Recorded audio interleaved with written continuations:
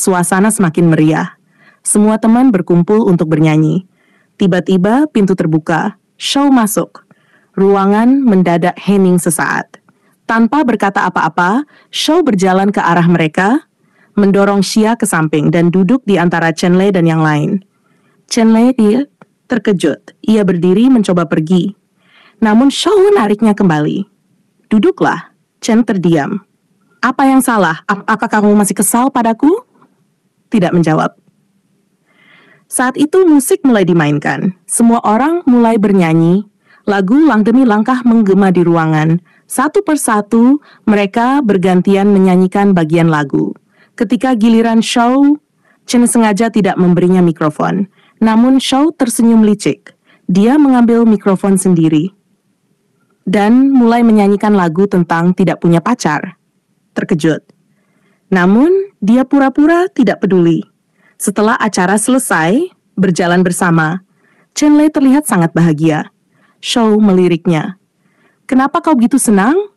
Aku dapat makanan tambahan di kafe. Shaw terdiam, lalu tertawa. Saat itu, Chen Lei akhirnya bertanya.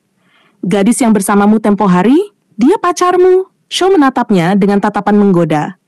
Kenapa? Kau cemburu? Terkejut. Apa? Kenapa aku harus cemburu? Tertawa pelan. Dia bukan pacarku, dia keluargaku. Terdiam sejenak. Di pikirannya, dia membayangkan seorang kakak perempuan. Namun, sebelum dia bisa bertanya lebih lanjut, Shaw menatapnya dengan serius. Sekarang setelah semuanya beres, bisakah kita bersama? Memandangnya. Detik-detik terasa lambat. Lalu, dia mengangguk. Ya, aku tidak ada masalah dengan itu. Tiba-tiba, dia meraih tangan Chen Lei. Namun, segera mengernyit. Kenapa tanganmu begitu dingin? Tanpa berpikir, Shaw menggenggam tangannya lebih erat.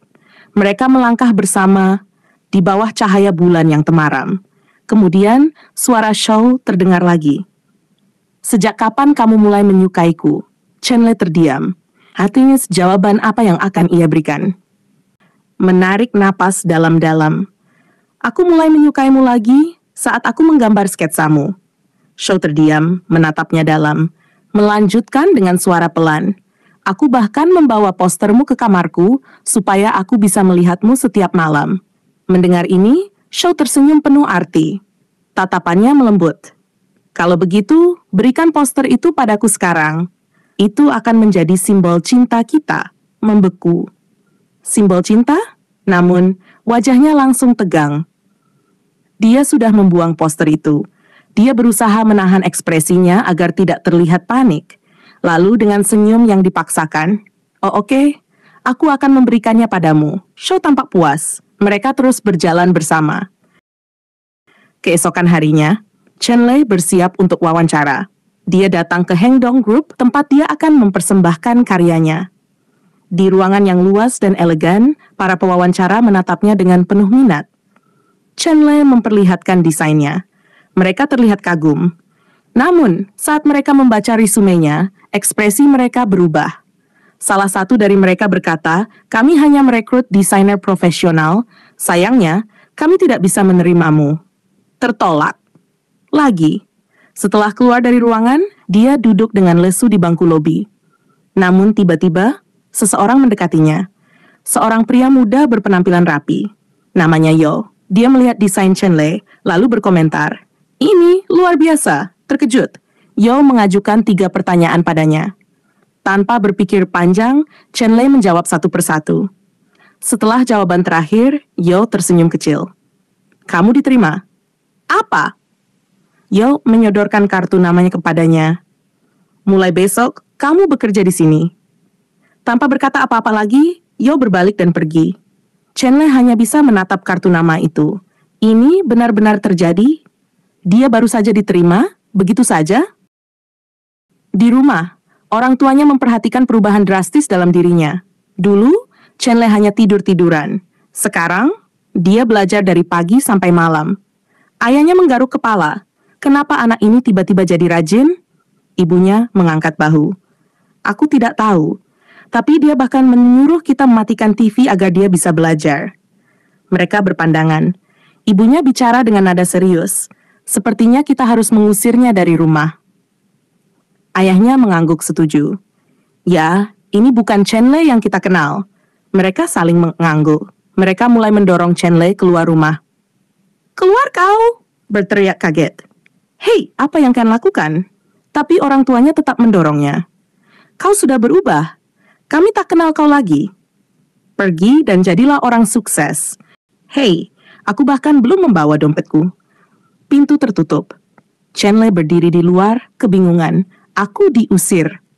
Dia menghela napas. Lalu sebuah ingatan muncul di benaknya. Video dari Shou Wei.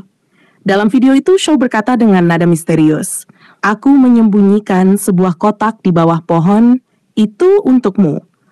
Aku harus menemukannya." Dengan semangat baru, dia bergegas ke taman tempat mereka biasa bertemu. Di bawah pohon, berjongkok, mulai menggali tanah. Satu pohon tidak ada, dua pohon masih tidak ada. 3H! Dia menemukannya. Dengan hati berdebar, dia membuka kotak itu. Di dalamnya ada sebuah foto. Di baliknya, tertulis pesan dengan tulisan tangan Shou Wei. Kita akan selalu merayakan hari jadi kita bersama, menatap tulisan itu lama. Dia menahan senyum. Lalu, dengan hati-hati, dia menuliskan satu kata di bawahnya. Oke. Kemudian, dia meletakkan kembali kotak itu ke tempat semula. Setelah itu, berjalan tanpa tujuan, hingga matanya membelalak. Di kejauhan, dia melihat Shou Wei bekerja di lokasi konstruksi. Keringat mengalir di wajahnya, tangannya penuh debu dan semen. Chenle terdiam. Dia bekerja sekeras ini. Dia benar-benar miskin. Dulu, dia mengira Shou Wei adalah orang yang keren dan sempurna. Namun sekarang, dia melihat sisi lain darinya. Tanpa sadar, air matanya jatuh. Dengan cepat, dia mendekat. Hei, kenapa kau menangis? Mengusap matanya. Dia mengeluarkan beberapa lembar uang dari sakunya. Lalu, menyerahkannya kepada Shou terkejut. Chenle tidak berkata apa-apa, hanya menatapnya dalam-dalam. Lalu, dia berbalik, masih terdiam. Dia melihat uang di tangannya. Kemudian, senyum bahagia muncul di wajahnya. Dengan semangat tinggi, dia mendekati manajernya. Pacarku baru saja memberiku uang. Mungkin dia akhirnya mengerti bahwa aku kekurangan uang. Manajer Shou Wei mengangkat alis. Tidakkah kau memberitahunya bahwa kau sebenarnya kaya?